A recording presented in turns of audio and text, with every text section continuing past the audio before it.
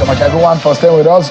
Let's go straight to Professor Utomi. He's one of the people, the proponents of a new political party. Prof, thank you so much indeed for joining us tonight. Apologies for the earlier technical glitch, but now I can hear you clearly. So give us an idea. Is this a merger or a brand new political party that you are planning for? It's actually a really clean start. So you have to start from the premise that Nigeria has not had a political party since 1999. And let's be very honest with ourselves.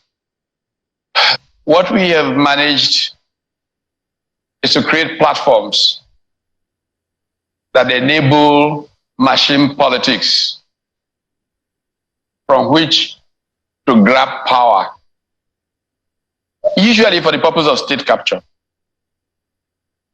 If you want to test that, check how much the quality of life of the Nigerian has improved since 1999.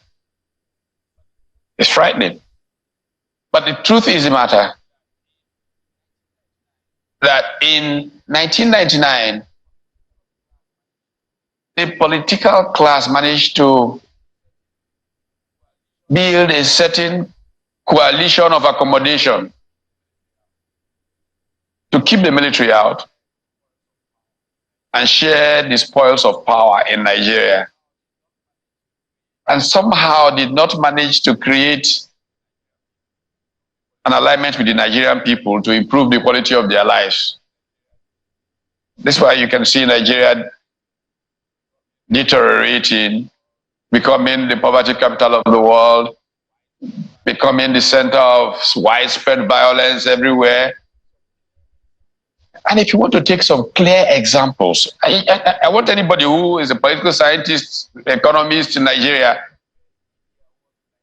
to look at where India was in 1999 and where Nigeria was. In terms of both violence in politics, the quality of life of people, and where they both are today, Nigeria versus India. In 1991, India was technically bankrupt. Foreign reserves could not accommodate more than 3 weeks of trading. What has happened since 1999 is that India's politics has managed to focus on rational engagement of a developmental state. If you look at the numbers today, India is now speeding past the so-called miracle economies of Southeast Asia. Nigeria, on the other hand, has been traveling in the reverse direction. What better explanation can there be than the fact that Nigeria has not managed to organize the structures for political participation that can focus on the Nigerian people and lift their lives? So, I mean, Prof, if you're talking about the conversation we are having. Yeah, okay. Yeah, So if you're talking about political party and governance, because yes, a political party is a vehicle to bring into those who will govern the nation. So absolutely the point. Yeah. So, but you are one of those political party is the vehicle for doing that. Yeah. In that living room where you are, just some meters away, that was where you and some of your friends cooked up the APC. What went wrong? Isn't this what you planned? Absolutely. How Nigerians trust this process that you are going through again, Prof? You know, Shehu, Yes. One of the most important points that I should make is that some people say, Utomi is talking theory. Absolute nonsense. They don't understand what theory means. Let them check my background. At age 21 in this country, Atiku Peter Side and I, for the New Breed organization,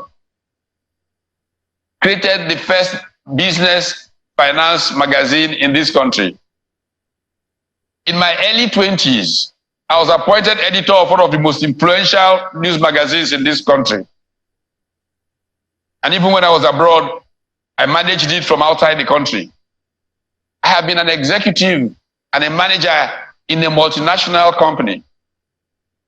Because I have some academic title, people who have done nothing in their lives but just throw out innuendos against people, say you're talking theory. Now let me show you very clearly why I've walked away from arrangements that have not served the Nigerian people. It emerges by iteration. You try this, it doesn't work, you go on to something that will work. So long as you are focused, you know that why you are there is to do something that will serve the best interest of a majority of the people. So why did APC not work according to your plan? Hold on. So APC did not, based on the plan that you had for the APC, why did it fail? What happened? Because from your description, it doesn't look like simple. APC worked according to your plan. It's simple. They didn't want it to work. They never implemented the plan. Who are these people? From get-go. The people who captured the states. The Buhari government did not want the state to work. They just wanted to invest, share with their friends. To invest your ideas also in the Labour Party. That failed too, isn't it? Sorry? The Labour Party, you supported Peter Obi and the Labour Party in 2023. One would have thought that, oh, those ideas that you have, you wanted to infuse it into the Labour Party. That also failed. The same thing happened to the Labour Party. Shehu, you can't make that statement, Shehu. It didn't fail. Even though it was a hurry-up offense, as they would say in basketball in America. Just let's get this thing to show this system. That's why we want to calm down now. Design and put in place a real political party with clear ideas of how you become part of it, what you will do in it, and therefore you accept to do it or not to do before you come into it, where there will be a clear agenda, a party plank, that the day you arrive in office, everybody from PAMSEC to level 8 officer knows what they must do every day to move Nigeria to a certain level.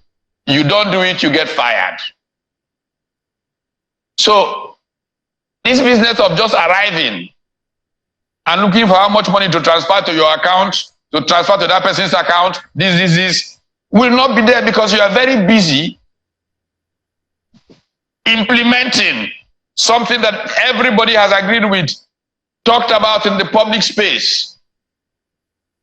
And civil society is holding you accountable. Serious media is holding you accountable. And the whole of society knows what you will do next month. If you don't do it, somebody will ask why not. Not to get there and begin to try to enjoy yourself and just generate hubris, pure hubris. 50-car motorcades, this, that. That's not how to govern a people who are dying. So, Prof, let me without having to put the cart, is it the horse before the cart or the cart before the horse now, are you hoping that Peter Obi, for example, will be the presidential candidate of this new party you are forming? No, we're not talking about candidates now. We're talking about what the party will look like, the values that the party will stand for, the policies that the party will stand for, a national strategy. Now, I give you a small example, Shehu. Look, in South Africa, up to ward level of the ANC, they have conversations about public policy, ward level. And all these flow back, and they can ask whoever is president of South Africa questions based on that. Who in the APC has an idea what APC is doing? Even as one of those who founded it, one of those who wrote the roadmap and all of that. I wrote more than 10 letters to the chairman of APC I never got one single reply, not one reply. And so the APC was just a concoction, a private enterprise of a few people that was justified with the people who they got to run around. And the object was simple state capture. So Nigeria needs a political party, not all of these things. So let me ask you, Prof. Because this in all of these, I mean, I know that you are a very good friend of Bola Tinubu, and there are those who believe that Bola Tinubu has some you are the one who has caused the most problem by constantly raising this question. It's not about friendship or non-friendship with any particular person. Somewhere, Prof. It's about how you run a country. Yes, but the idea is that if you have friends whom you trust their capacity, you can as well, because your friendship with Bola Tinubu, I guess, has always been issues of ideas that you've had together. And, you know, the camaraderie that you've shared before now is also about ideas. So I'm imagining that is there some kind of trust that you have in the Nigeria of today in the person of Bola Tinubu because of what is going on in the country, the renewed hope agenda? Can Nigerians look forward to those ideas ahead of 2027 where that competition will come up? I'm not even thinking of 2027. That's why I'm saying Nigeria has become a circus of elections. Let's leave elections for now. Let's look at how our country can be made to work for everybody. And let's create a political party that can bring the issues to the fore for all the Nigerian people to have a kind of consensus on how to solve problems. If we have that consensus, we will find Nigerians who can provide leadership positions.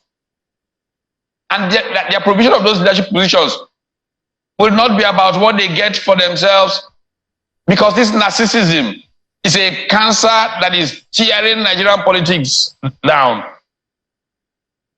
What we need are people who sacrificially give of themselves to build a great country with their possible reward being immortality.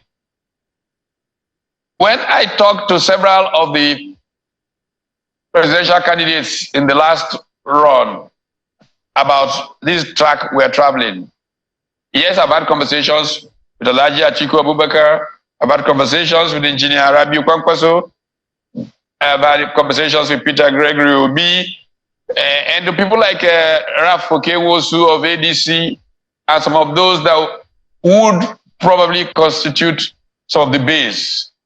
And I've said to them, it's not about you. It's about Nigeria. It's about the ordinary person in the state. It's about really, truly moving from this business of sharing of trickles from oil sales to how we can become one of the most productive economies, because our factor endowments allow that. But our politics has not allowed Nigerian people to produce. Nigerians the politicians just go there to grab. They don't even have the discipline to sit down and plan how Nigeria can produce its way out of poverty and everybody can be happy. Look at how it is happening in India. I just keep feeling, as you know, Shehu, I have very good relations in India. There are friends of mine in India that are struggling to get me to come and sit in India for a few months in a university and do this, do that. But I just feel so, what's wrong with the Nigerian elite?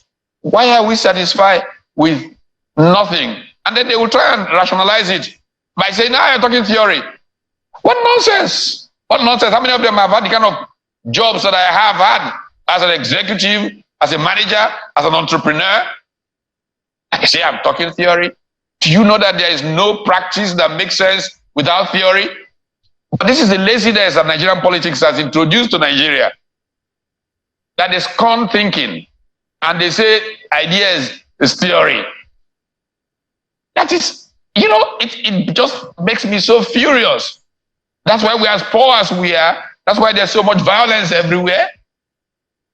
So we must stop. In this idea of this new political party, it sounds like a merger, because you say you have had talks with Atiku Abubakar Arobi Kwankwaso, Peter Obi, Okenwosu, and the rest. If all of these, and they have agreed to come together, is it? What name have you decided to call it? No, we're not talking about names yet. We're talking about, by the way, besides these politicians I've mentioned, I'm talking about leaders of social movements. Leaders of social movements, labor movement, and so on and so forth. I have even been part of creating a new tribe. Nigerians who are committed to certain values, who say, I will not give a bribe, I will not take a bribe if he kills me. And you can then create a set of values that can lead to progress in the country. Because the way we are today, few people in the world are willing to engage with Nigeria because they think there's a collapse of culture. The values in Nigeria, you can't trust Nigerians, all kinds of things I hear. Look, I was supposed to be somewhere in the Far East today. And part of the reason I got into that conversation was these Far East people who really would love to invest in Nigeria, and they look at Nigeria and they say, well, how can we go to that kind of country? And somebody mentioned my name. They met me at a continental level conversation, and they invited me to come and talk with them in the Far East. What can we do to make Nigeria a place worthy of investment?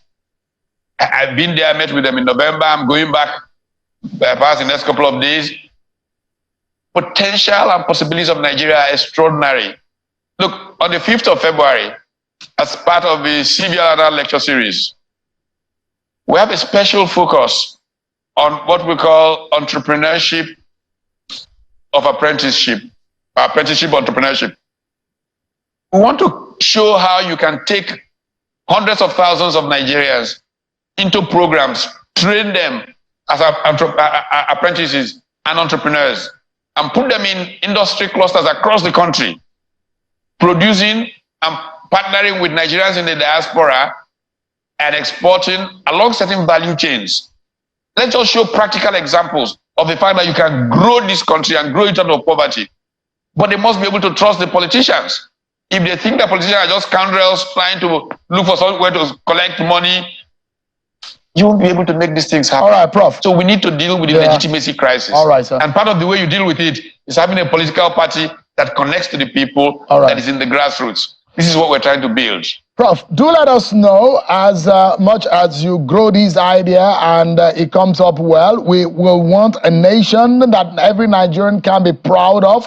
I'm waiting for that day that every Nigerian across the globe will say they are returning home because Nigeria is now the place that everybody wants to come to. Thank you so much, Prof, for your time tonight. Professor Utomi with the mega party idea. Thank you so much indeed for your time tonight. Great pleasure. Thank you so much.